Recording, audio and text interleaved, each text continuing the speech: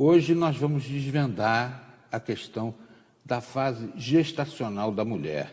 É um momento delicado, né, em que se está colocando uma outra pessoa no mundo, né? Eu vi a mulher esperando outra pessoa, já diz o poeta.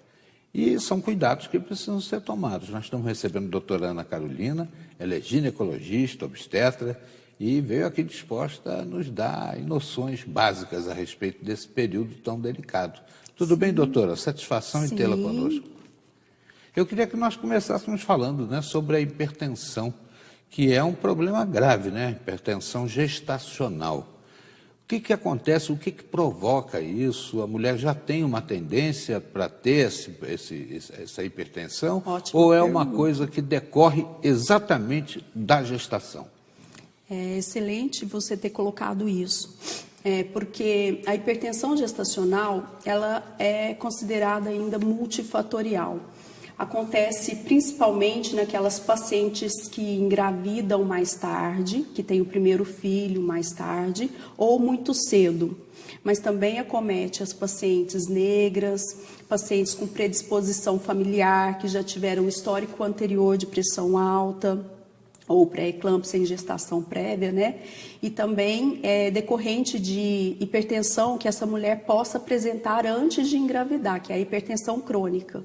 Então, a pressão alta na gestação, ela pode ser adquirida na gestação, quando o diagnóstico é feito após 20 semanas, ou previamente, quando essa paciente apresenta já níveis pressóricos altos antes de engravidar ou descobertos antes das 20 semanas de gestação.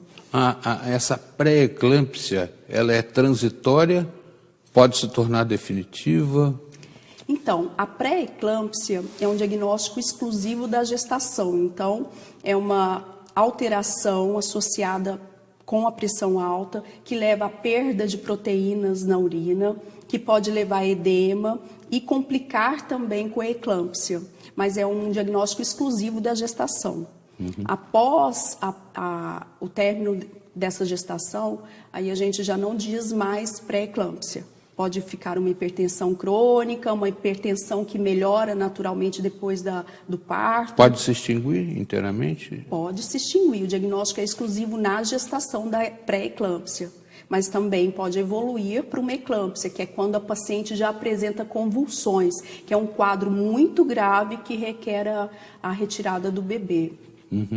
E pode trazer risco para a gestante também? Sim, a pré-eclâmpsia ela traz mais riscos do que uma hipertensão gestacional isolada. A pré-eclâmpsia ela leva tanto riscos maternos, como um AVC, uma alteração de coagulação importante, com às vezes até ruptura de cápsula hepática, como também levar riscos para o bebê, inclusive óbito, né? Pode levar descolamento da placenta, ter que antecipar esse parto por um período maior, assim, previamente. Ao invés de esse neném nascer a termo, ele vai ter que ser retirado prematuramente, aumentando as comorbidades e riscos para esse bebê. Existem alguns fatores externos que podem precipitar esse tipo de situação? Eu digo porque, no caso do meu filho, né, a obstetra aconselhou a minha mulher a ficar longe de pombo, porque os pombos podiam trazer aí algum tipo de complicação e ela tinha um problema de possibilidade de descolamento. Sim, o pombo, na verdade, ele é mais associado à criptococose, que é outra patologia. Mas fatores externos como excesso de sal, obesidade, alimentação inadequada, sedentarismo, o próprio diabetes, tabagismo, às vezes estão mais associados e aumentam a predisposição à hipertensão na gestação, sim. E o tabagismo por tabela, aquele que o paizinho esquece de ajudar a mãezinha no momento da gestação? O tabagismo ele já é muito discutido hoje, né? Porque aquela fumaça transferida para o ambiente externo, ela contém substâncias tóxicas e que podem levar, inclusive, à malformação para o bebê. Então, a gente pede para que as grávidas evitem o máximo possível o contato com a fumaça do cigarro, seja por via direta, quando elas mesmas são as tabagistas, ou por fumante passiva, né, que a gente pede para eliminar por completo essa situação e minimizar os riscos para o bebê. Portanto, papai, se você não consegue largar o cigarro, fuma fora do quarto, que é para não trazer problema para a sua mulher e para o seu bebê, tão esperado, tão querido, né? As pessoas ficam aí, se realizam na chegada de um serzinho, né? Tem que ajudar também, senão a coisa complica. Sim, sim. Doutora, outra coisa, essa história dos sinais, né? A pessoa tem sinais de que vai ter a pré-eclâmpsia ou a eclâmpsia em si? Então, a pré-eclâmpsia, ela pode sim ser acometida de alguns sinais indiretos, como aumento de peso importante na gestação, edema significativo e os exames laboratoriais que vão ficando alterados com o transcorrer da pré-eclâmpsia.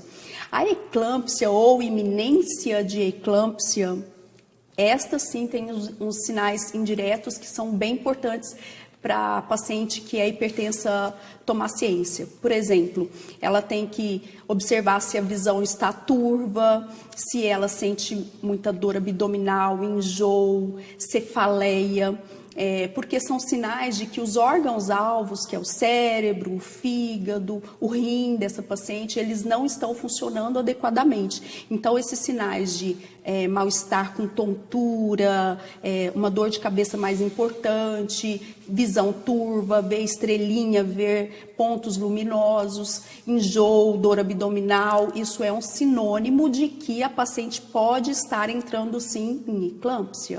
Se a mulher estiver ganhando peso, é aconselhável também um tratamento nutricional acompanhado por um nutricionista? Isso é o ponto fundamental. Vou pedir então para a senhora aprofundar essa questão da alimentação regrada para a grávida na volta da entrevista. Está conversando conosco a doutora Ana Carolina, ela é obstetra e também ginecologista, aconselhando a mulher que está pretendendo trazer ao mundo outra pessoa. Já, não saia daí.